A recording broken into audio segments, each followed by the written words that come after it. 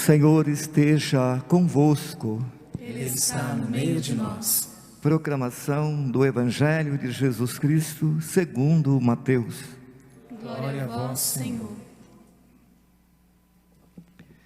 Naquele tempo disse Jesus à multidão: o reino dos céus é como um tesouro escondido no campo. Um homem o encontra e o mantém escondido. Cheio de alegria, ele vai, vende todos os seus bens e compra aquele campo. O reino dos céus também é como um comprador que procura pérolas preciosas. Quando encontra uma pérola de grande valor, ele vai e vende todos os seus bens e compra aquela pérola. Palavra da salvação. Glória a vós, Senhor.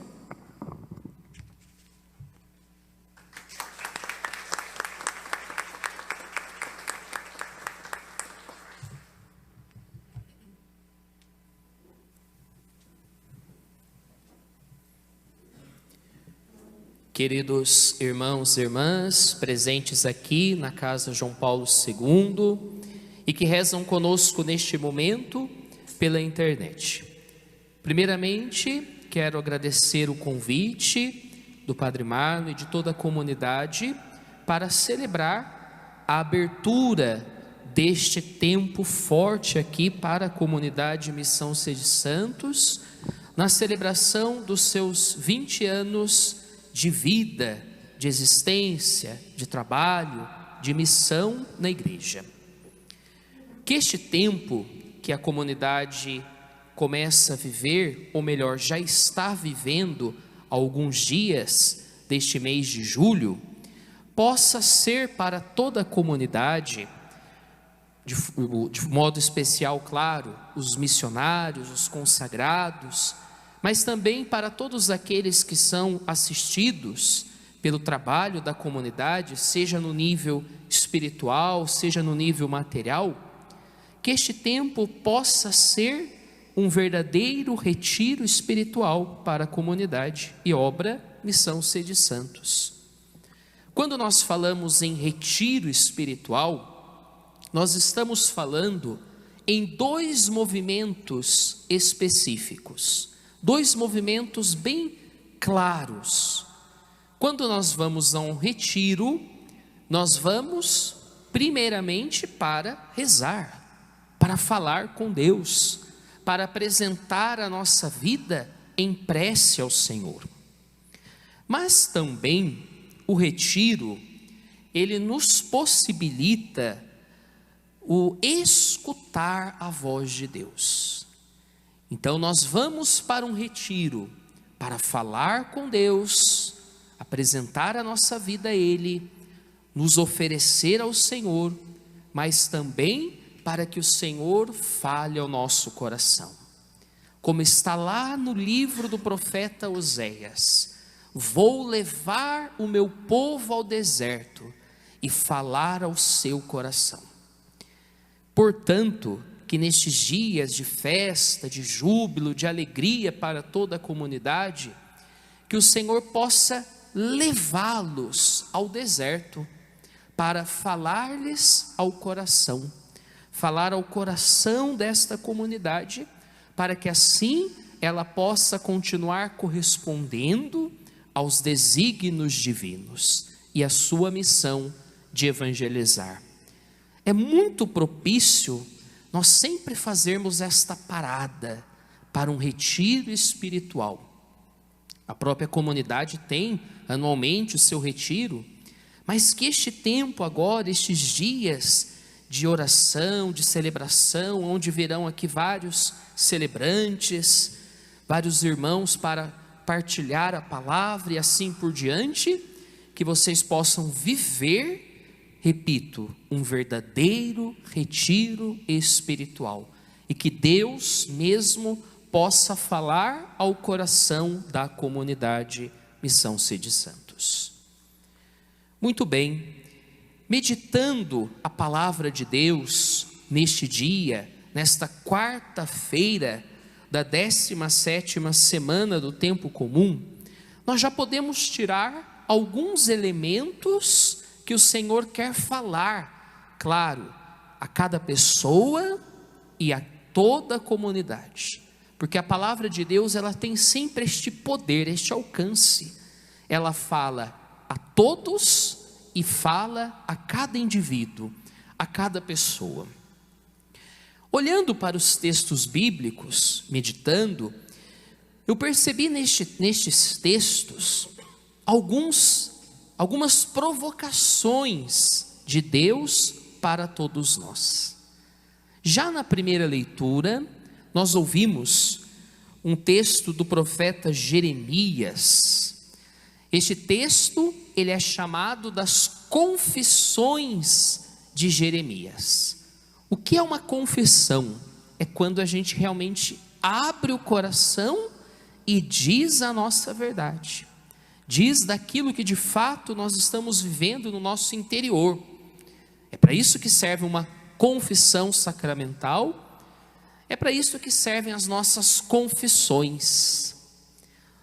Confissões de Jeremias, nós temos também as confissões de Santo Agostinho e outros santos que escreveram abertamente suas confissões.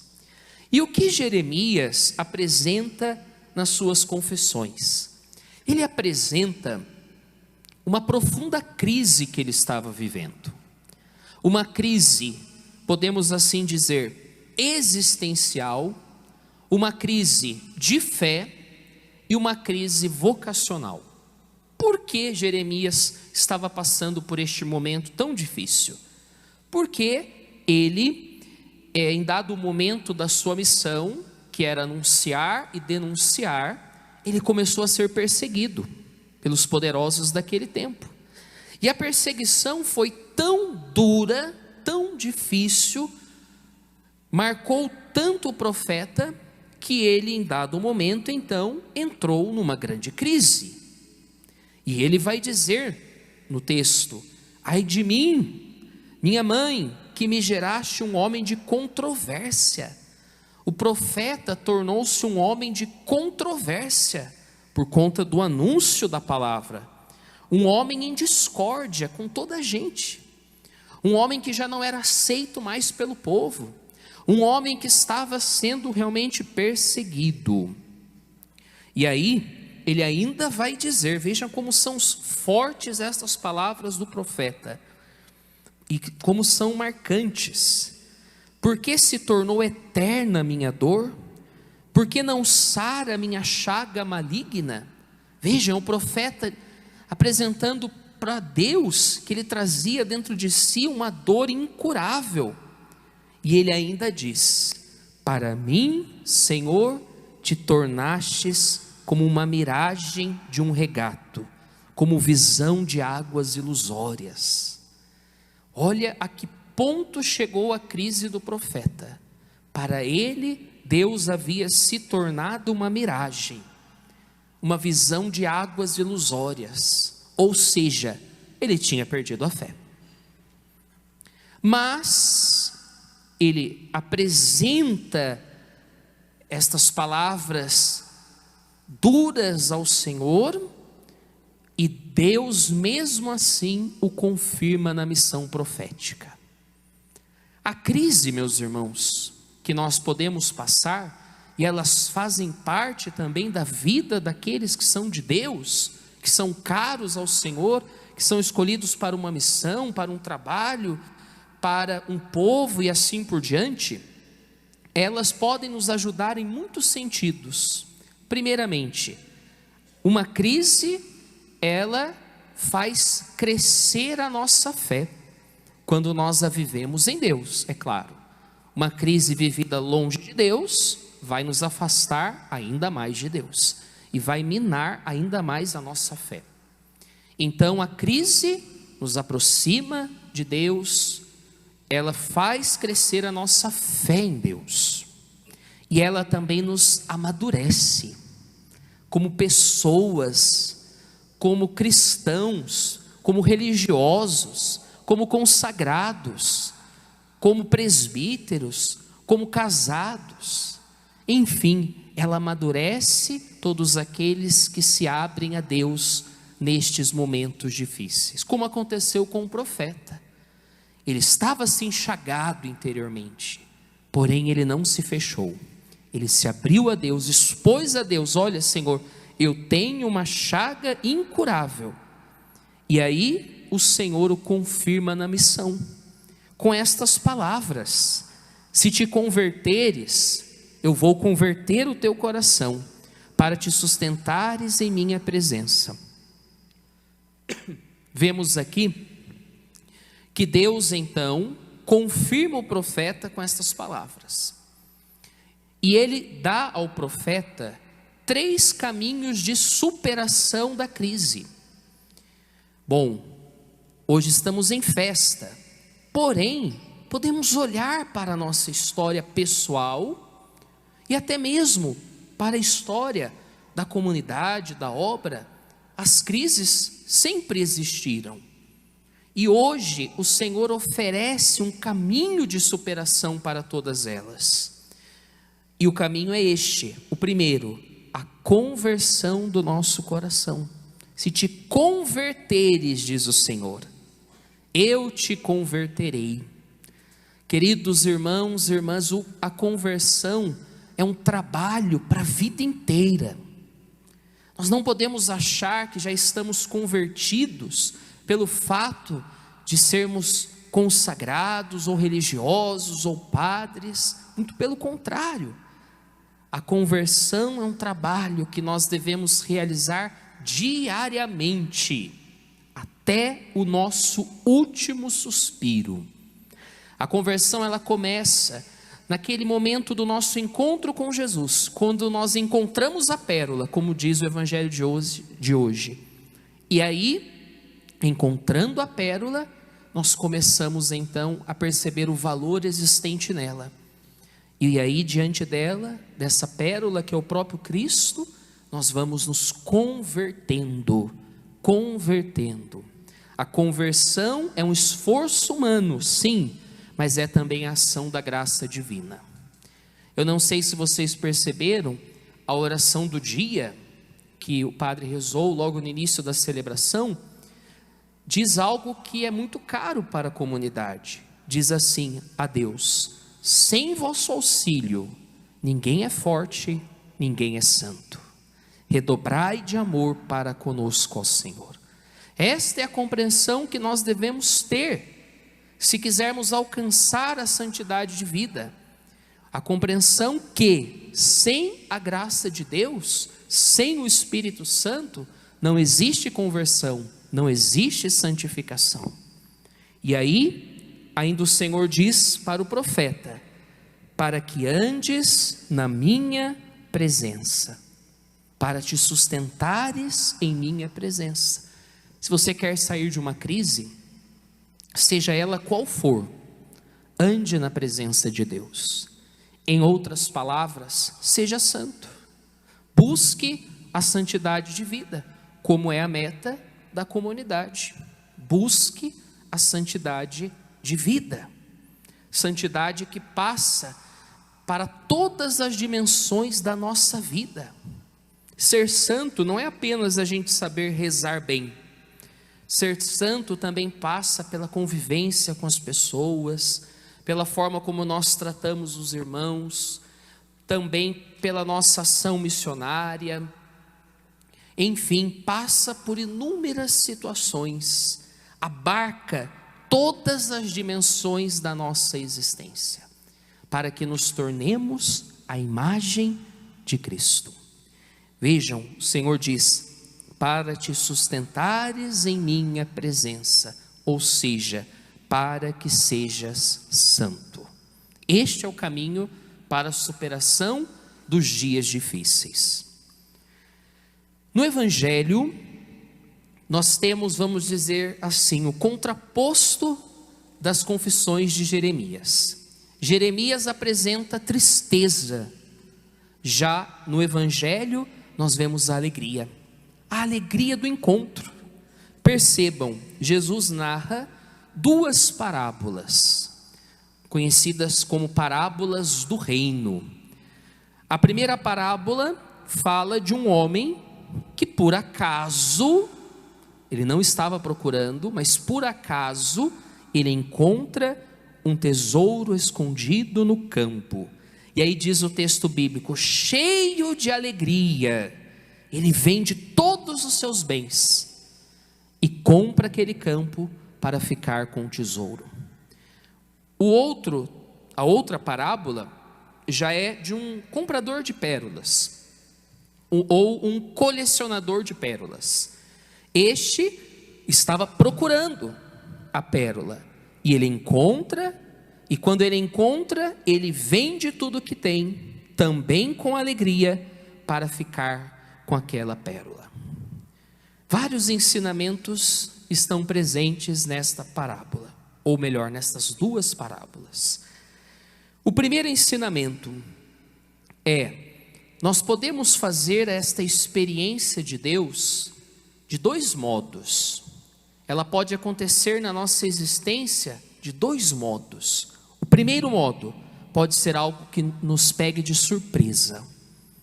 Quantas pessoas estavam fazendo uma caminhada, uma vivência fora da igreja, nem queriam saber de oração, nem queriam saber de Deus, de missa, de grupo de oração, de comunidade, de nada dessas coisas. De repente, tiveram a graça de encontrar Jesus, o tesouro, e mudaram de vida. Foi uma surpresa de Deus para a vida daquela pessoa. Talvez você se identifique com este tipo de pessoa, que encontrou o tesouro de forma surpreendente. E existe aqueles que buscam, que fazem um caminho de busca para encontrar a Deus. E aí então nós vemos a diferença. Aqueles que encontram o Senhor de forma surpreendente, ou aqueles que encontram o Senhor como um verdadeiro resultado de uma busca sincera. E eu quero dizer que mesmo nós que já encontramos o Senhor um dia, você que já fez uma experiência com Ele, que já teve um encontro pessoal com Jesus Cristo, deve continuar buscando sempre o Senhor, porque quanto mais nós o buscamos, mais nós o conhecemos, mais nós o experimentamos, mais nós o sentimos, e mais a nossa vida é transformada, e aí nós somos capacitados para qualquer missão de evangelizar. Então sejamos sempre este comprador de pérolas, este colecionador de pérolas. Outro ensinamento que eu destaco é acerca do tesouro. E aí vale a pena recordar os tesouros da igreja e da própria comunidade, que a comunidade toma para si e tem como algo precioso. Quais são estes tesouros? A Eucaristia, a palavra de Deus, a vida em comunidade, os pobres, enfim, são realidades que dão sentido à existência da comunidade, digo também da igreja, realidades espirituais, temporais, que dão sentido ao nosso trabalho. E é interessante nós percebermos que tanto o que encontra por acaso e aquele que encontra porque estava procurando o tesouro, a pérola, eles experimentam a alegria. Cheio de alegria, eles vendem todos os seus bens. Normalmente, quando nós lemos esta perícope, este texto, fica para nós mais o aspecto da renúncia, que não está errado, do desapego, mas nós ficamos mais com este aspecto e não damos conta destas palavras, cheio de alegria. É isto que a experiência com Deus, com o Espírito Santo, com Jesus Cristo, provoca em nossa alma, a alegria. E aí nós saímos da tristeza das crises para as alegrias do reino, justamente quando nós encontramos o tesouro que é Jesus Cristo. E esta alegria que preenche a nossa alma, como diz o Papa Francisco, a alegria do Evangelho esta alegria que vai dar sentido aos nossos dias, até o fim. A alegria que vem de Deus, que nós experimentamos em Deus, é ela que nos faz perceber que as alegrias do mundo nada são. É o prazer de servir a Deus que nos faz perceber que os prazeres do mundo nada são. É o amor de Deus que nós experimentamos, o amor maior, que nos faz perceber que os amores deste mundo não valem a pena. É esta alegria do Evangelho que também nos faz perceber que vale a pena investir a nossa vida no reino de Deus. E por fim eu digo, esta alegria do encontro com Jesus, que nos sustentará todos os dias, e principalmente naqueles momentos mais difíceis, nas horas das crises. Nas crises não podemos nos esquecer da alegria que experimentamos naquele dia que encontramos o tesouro, que encontramos a pérola. Faço votos espirituais, verdadeiros e sinceros, para que a comunidade viva intensamente este tempo dos 20 anos, este verdadeiro retiro espiritual, para que possam olhar para a história e perceber o agir de Deus nestes 20 anos, as moções de Deus, as inspirações de Deus, e que assim possam continuar caminhando firmemente em direção ao reino definitivo, isto é, o céu. Louvado seja nosso Senhor Jesus Cristo. Para sempre seja louvado. Fiquemos de pé.